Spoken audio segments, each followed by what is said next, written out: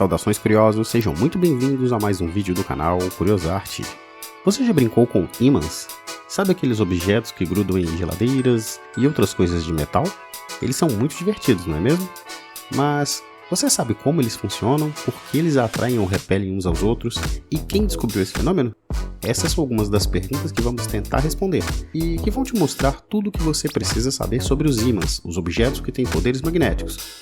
Quer saber mais? Então fique com a gente!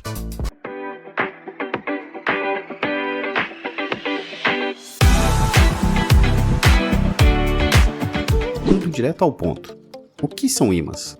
Os ímãs são corpos materiais ferromagnéticos, ou seja, que têm a capacidade de magnetizar ou atrair materiais construídos de ferro, cobalto ou níquel.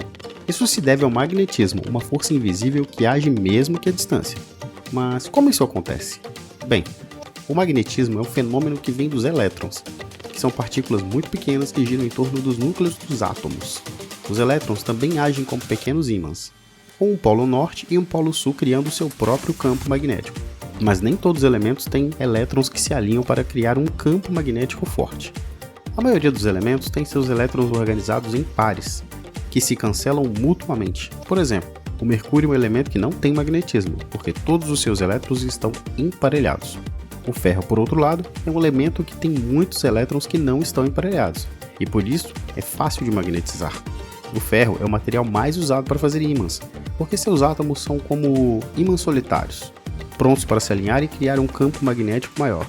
Quando um objeto de ferro é exposto a um campo magnético muito forte, como o de um ímã natural ou artificial, seus átomos se alinham na mesma direção e o objeto se torna um ímã, permanentemente ou temporariamente.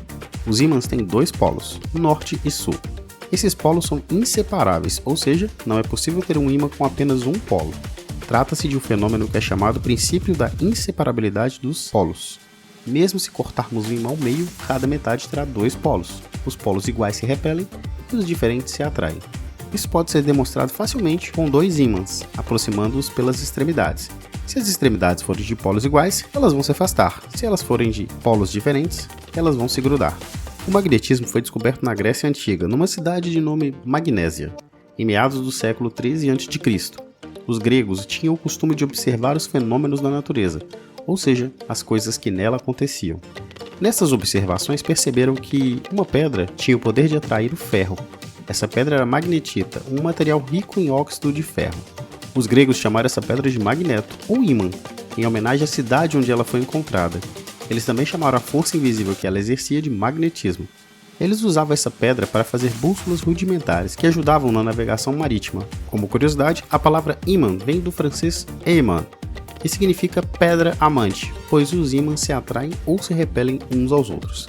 Os estudos sobre magnetismo ganharam força somente a partir do século 13 d.C., quando alguns trabalhos e observações foram feitos sobre a eletricidade e o magnetismo, que ainda eram considerados fenômenos completamente distintos. Mas somente no século XIX, os cientistas descobriram a relação entre esses dois fenômenos, criando o campo do eletromagnetismo.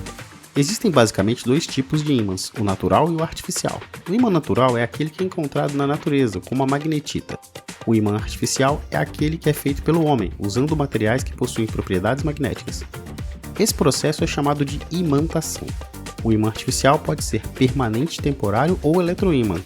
O ímã permanente é aquele que consegue manter o seu magnetismo por muito tempo, usando materiais ferromagnéticos como ferro, cobalto e níquel. O ímã temporal é aquele que perde o seu magnetismo rapidamente, usando materiais paramagnéticos como o alumínio, cromo ou lítio. O eletroímã é aquele que só tem magnetismo quando está ligado a uma fonte de energia elétrica, usando um fio enrolado em torno de um núcleo de ferro. Uma das formas usadas para fazer um ímã permanente é aquecer um pedaço de metal ferromagnético até uma temperatura alta e depois resfriá-lo lentamente na presença de um campo magnético bem forte. Isso fará com que os átomos do metal se alinhem na mesma direção do campo magnético, criando assim um ímã permanente. Bom, a ciência dos ímãs pode ser complexa, mas é fascinante e está em todo lugar ao nosso redor, tornando o nosso mundo um lugar mais interessante. Então, da próxima vez que você grudar algo na porta da sua geladeira como um ímã, lembre-se de todo o mistério e magia que está por trás deste simples ato. E se gostou do vídeo, interaja com a gente. Deixe o seu like magnético, um comentário e não deixe de se inscrever. Assim você não perde as próximas curiosidades. Até a próxima. Tchau!